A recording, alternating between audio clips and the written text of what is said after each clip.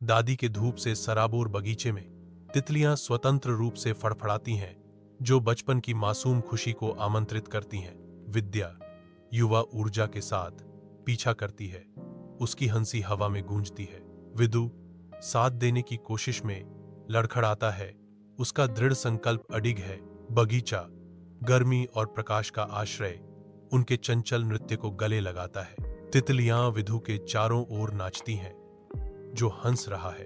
विदु अचानक दादी के बगीचे में रुक जाती है, हवा में आश्चर्य की भावना भर जाती है, उसकी आवाज उत्साह से भर जाती है। चैची देखो, वह तितली अलग दिखती है। तितली धीरे से फड़फड़ाती है, उसके पंख धूप को पकड़ते हैं। बगीचा रंगीन फूलों से भरा है, एक हल्की हवा गुजर रही है, नाजुक पंख झिलमिलाते हैं, एक जादुई आश्चर्य प्रकट करते हैं।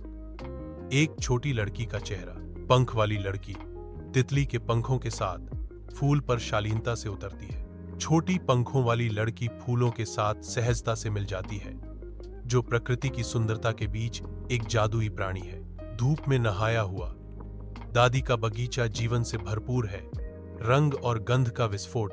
विद्या बगीचे की सुंदरता में खोई हुई अचानक आश्चर्य से अभिभूत हो जाती है। विद्या चौंक कर कहती है, यह बात कर सकता है। धूप में नहाया हुआ मैं फूलों के दंगल के बीच खड़ा हूं, हवा गुलाब की खुशबू से भरी हुई है। एक हल्की हवा बगीचे से फुसफुसाती है, जो ताजी मुड़ी हुई मिट्टी की मीठी खुशबू लेकर आती है। आरिनी प्रकट होती है, उसका रूप एक नरम अलौकिक चमक के साथ चमकता है। मैं अरिनी हूं, वह कहती है, उसकी आवाज शांत हवा में एक मधुर गूंज है। मैं कभी तुम्हारी तरह एक छोटी लड़की थी, अरिनी ने खुलासा किया। उसकी आंखें प्राचीन यादों से चमक रही थीं।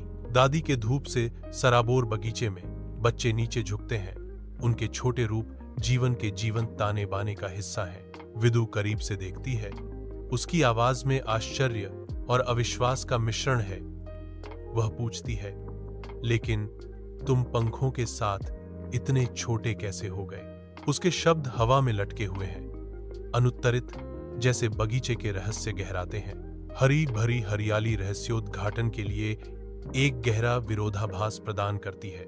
स्मृति के क्षेत्र में अरिनी के पंख चमकते हैं, क्योंकि वह एक कोमल आवाज में अपनी कहानी शुरू करती है। आरिनी याद करती है, मुझे प्रकृति से प्यार था।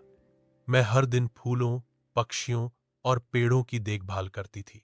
युवा अरिनी पौधों को पानी देती है, उसका दिल खुशी से भर जाता है, क्योंकि पक्षी सामंजस्य में गाते हैं। युवा अरिनी पौधों की देखभाल करती है, उसकी मुस्कान उज्ज्वल है, पक्षी मधुर गीतों के साथ प्रतिक्रिया करते हैं। स्मृति की अलौकिक चमक में उद्यान आत्मा प्रकट होती है, जिसका रूप शुद्ध प्रकाश विकीर्ण करता है। आत्मा एक गहरा विकल्प प्रदान करती है, जिसकी आवाज शांत हवा में गूंजती है। क्या आप हमेशा के लिए प्रकृति की रक्षा करना चाहते हैं? कोमल प्रकाश में नहाया अरिनी अटूट संकल्प के साथ जवाब देती है, हाँ। एक मौन वादा मुहरबंद। हवा एक परिवर्तन शुरू होते ही नवजात ऊर्जा से भर जाती है। बगीचा देखता है, एक नए संरक्षक की भोर की प्रतीक्षा कर रहा है। दादी के बगीचे में विद्या की आंखें बच्चों जैसी हैरानी से चमकती हैं। विद्या पूछती है, उसकी आवाज मासूम जिज्ञासा से भरी हुई है, तो क्या तुम यहां बगीचे में रहते हो? आरिनी कोमल स्वीकृति के साथ जवाब देती है, हाँ, केवल दयालु बच्चे ही मुझे देख सकते हैं। विद्या की आंखें और चौड़ी हो जाती हैं, उसके चेहरे पर एक मुस्कान फैल जाती है, क्योंकि वह पूरी तरह से इस पल के जादू को समझ जाती है। दादी के मनमोहक बगीचे में विधु के हाथ ताली बजाते हैं, शांत हवा में ध्वनि का विस्फोट, उसकी आशावादी आवाज शांत वातावरण को चीरती है। क्या हम आपके दोस्त बन सकते हैं? आरिनी की कोमल आवाज जवाब देती है, प्रकृति के भरोसे के साथ बुना गया एक वादा। जरूर। उसका भाव गंभीर हो जाता है, लेकिन हमेशा पौधों और जानवरों की रक्षा करने का वादा करो। विदु की आंखें फैल जाती हैं, हरी भरी बगीचे की गोद में एक मौन प्रतिज्ञा बनती है। बगीचा देखता है, दोस्ती प्रकृति की चौकस निगाहों के नीचे खिलने पर अपनी सांस रोक लेता है। दादी के बगीचे में बच्चे उत्सुकता से सिर हिलाते हैं, उनके दिल नए उद्देश्य से भरे हुए हैं।